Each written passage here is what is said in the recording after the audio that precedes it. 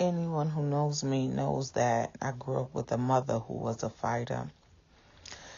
And it was very hard being a quiet child. This thing that I have in me now to see compassion, to feel empathy towards people, this was something that was always inside of me. And as I grew up, I would hear my mother all the time talking about fighting. My mother had a reputation around, our block as just being a fighter. She grew up as a fighter. People didn't mess with her because of her ability to physically fight. And even in her old age, she is a fighter. So, when I was faced with the challenge that I was faced with at work, my mother, would talk to me, and then she would get so filled up. Because remember, I talked about what fills your cup.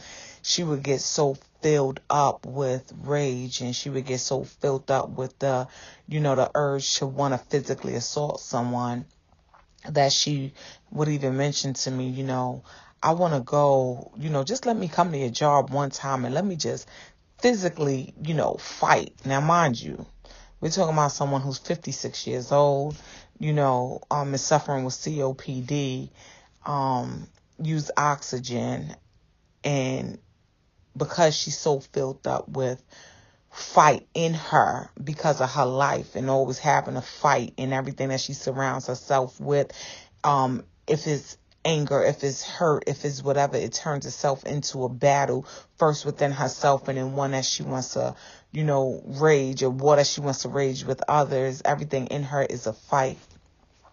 And, she was talking about, and don't get me wrong, there's always something inside of you that feels a little comforted when you know that you have people, on your side who's willing to fight for you or even fight with you. But, and as good as it felt to hear that even at the age of 30, going on 38, for my own self, that my mother would still be somebody who would want to protect me and fight for me. And because, I was bothered by the situation I was going through with this supervisor at work, that, that my mother would even be willing to, take it on and fight her for me. And I know that even with my mother's ailments and her age, that it will probably be a physical battle that she would win. I just still knew that that wasn't the kind of fight that the Lord would have me to fight. And, when I said to my mother, you always want to fight. She said, well, I still, that's just the way that I am. I still have that in me. I said, but Ma, I just don't have that kind of fight in me. And for the first time in my life, me actually uttering those words, I can't begin to tell you how good it felt. It felt for the first time that I was okay with myself, because I was always struggling with knowing that deep down in my heart, I was not a fighter. It didn't mean that I didn't have the ability to fight, but I just wasn't a fighter. I would prefer not to physically fight someone when I was younger. If I could help it. There were times that I have had physical altercations, and, it wasn't something that I felt good about. It was something that it would have had to go on for so long, and then I was finally pushed to the point of fighting. And it had become so bad that, my own mother for years would refer to me as being a punk and make me feel bad because I wasn't filled with what she was filled in, and I wasn't always ready to physically assault somebody. And, there was a period of time in my life, I would say around my teenage years and maybe even my early adult years, that I got so fed up with people trying to push over on me that I began a fight. I was more filled up with something different now. And so when I became filled and my cup was, at its brim, when whatever I was being filled with would run over, yes, it would probably be more of a fight that was in me, or a fight in response to the things that have filled me up. But I can't say that I was happy with that. I can't say that I was, because I never really necessarily like to physically fight. I mean, I learned how to really verbally assassin somebody, and it would be really harsh and it would be really strong, because more times than not, even my verbal assassinations would come from a place of truth within me. It wasn't like I would lie on somebody. I didn't joan on somebody or, play the dozens. I never did that. Usually, if I got filled to the brim with emotions of something, to the point that I need to lash out on you, then it would be a whole lot of truth, and it would be a really strong power that would come behind that assault, and that blow would really hurt a lot of people. But even that, I could be honest with you, it didn't make me feel good at all. And, coming to my later years in adulthood and where I am now, what I began to feel was, as I had this walk with Christ, that sometimes I would once again be required to fight. And, I've had this fighting battle within my spirit, within my life, for my entire life, and I wouldn't want to fight. So when the Lord would bring certain situations my way, when the Lord would bring issues and where now here it is, I'm supposed to fight these battles, even though they are spiritual, I didn't want to fight. No, I didn't want to fight. I would back down. The running joke with my Christianity, or even the call on my life, would be to say, God, you can give this to somebody else. I'd rather not, or I would even just go ahead and say, I guess that's why God doesn't give us a choice in things, because if I would have known that I would have had to fight for the things that God would have me to have, or the lessons that he would want me to learn, then once again, God, I'd rather not. You could go ahead and you could give this to somebody else. But, God, my spiritual father, wasn't like my mother, my physical mother, to where she would call me a punk, and that would make me feel a certain way. But she wouldn't let up, and then he wouldn't let up, because, see, God wouldn't have that mercy on me to let me out of it. And even if he saw fit to just maybe relieve me of the need to fight back in a particular situation, it didn't mean that he would not bring me back to that particular situation at a later time with someone else, and where I would once again have to fight my way through this thing. And so, going back to recent days when I have been in this fight that the Lord has, brought me to, and this is a spiritual battle, my first thing is I want to do away with it. And I don't want to be a part of this battle. I just don't want to fight. And early in my Christianity, I didn't fight. I would give up. I would verbalize that if I was battling with something, if I was struggling with something, and I knew that, or excuse me, not saying that I knew, but I believed that I was already defeated in that thing, that I wasn't going to fight this thing. I was just going to surrender. I was going to throw in the towel. And it was bad. It was pretty bad, my pastor, Elder Fulbright, and I, we talk often about when I was struggling with sexual immorality, how I verbalized to this man once that if I have to give up sex, then I might as well just go to hell. I can't be no Christian. And that probably would have sounded like someone who was just, really highly sexed, or someone with a really insatiable sexual appetite. And I guess that's what people would have seen of me. But one thing that they didn't realize was that it wasn't really even about that. It was just that I never felt strong enough to fight. I didn't feel strong enough to push through. I didn't feel strong enough to surrender.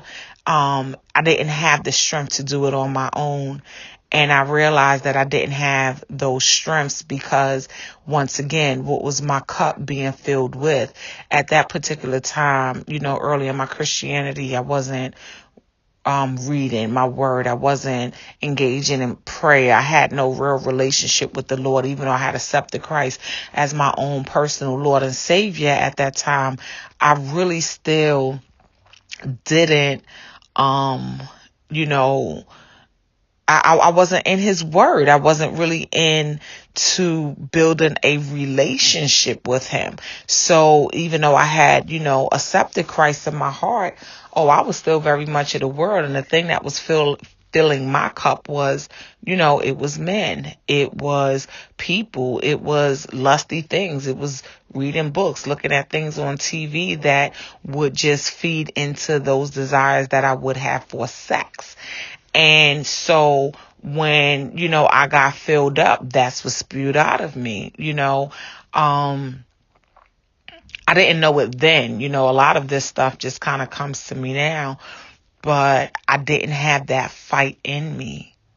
I didn't have that fight in me, but I wasn't equipped. I wasn't prepared. I didn't go through any kind of training of what I actually needed to have in my arsenal to fight that particular battle.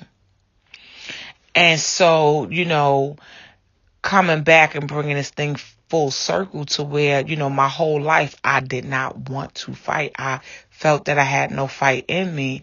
And then talking to my mother this morning, and I said, I just don't have that kind of fight in me.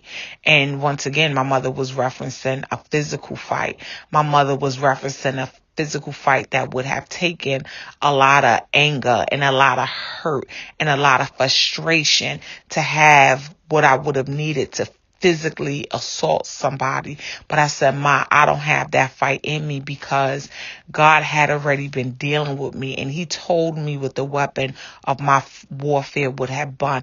I've had too much word in me now. I've had too much prayer in me now. I have come off of fast where I have allowed, music, spiritual music, worship music to fill my cup, where I have allowed the word of the Lord to fill my cup, where I have, accepted the call on my life, where my conversations are different, where I am really, being poured into by, spiritually minded people and those who do have a relationship with the Lord. And those are the individuals and the things that have been filling my cup. So I know that I have to fight, but I didn't have that kind of fight in me. The fight that I had in me doesn't take place on a battlefield.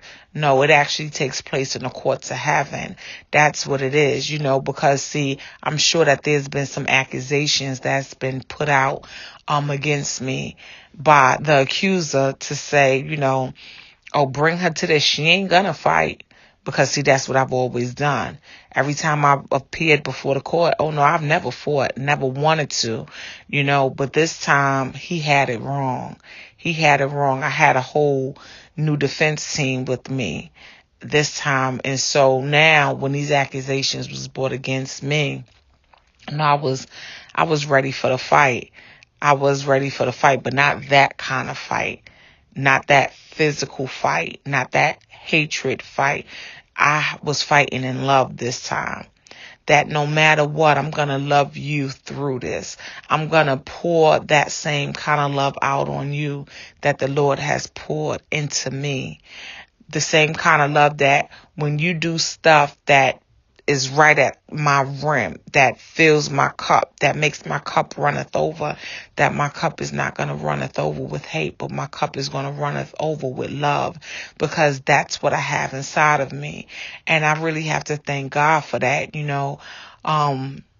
Prior to me recording this message, I wanted to sleep, to be honest with you. I was trying to take a nap and, trying to relax my mind and get my thoughts together. And that just came to me, that whole thing about fighting was just, oh man, it was just playing over and over and over in my head when I said, I don't have that kind of fight in me. Boy, I'm sure that would have sounded so weak to some individuals, but it felt so strong to myself. For the first time, I realized that God made no mistake when he made me. He made no mistake when he made me. That there's a reason why I never had that kind of fight in me, because that's not who he created me to be. That was not the kind of fighting that he wanted me to do. See, that's for somebody else, but that wasn't for me. That type of fight would not be conducive to his purpose for my life, and I have to be thankful. And I'm also thankful that I've come to a point where I have accepted who Christ has created me and called me to be, and not be upset because I wasn't with what the world wanted to be. And, not being what the world wants you to be is not just about, the far off world, the world outside of your home. A lot of times it's that world right inside of your home, because there's no greater disappointment than for you to feel like you disappointed your own parent, for your own parent to look at you and feel like, I raised a punk. My child won't fight. That hurts. But I'm thankful because for the first time in my life, I realized that, oh no, I can't fight your battles. I have to fight the Lord's battles. And what it is that if I was a fighter, you would have poured into me, and what it is that I would have spilt over in life wasn't at all what God had planned for me. So I thank God, because even though I felt like, what's wrong with me? Why I don't have fight in me? That was really resistance. That was resistance. At that time, I was actually resisting the things that were not of God. And that takes strength. And a lot of times we do things and we operate out of a strength that we don't even know that we have. And I believe that that's grace. I believe that the Lord, will supply all of our needs according to his will and purpose for our lives. And, and he gave me the grace that I needed to, withstand certain things. And his grace was sufficient. It was sufficient to keep me protected. It was sufficient to keep my cup from being filled with the things that would have been a detriment to me.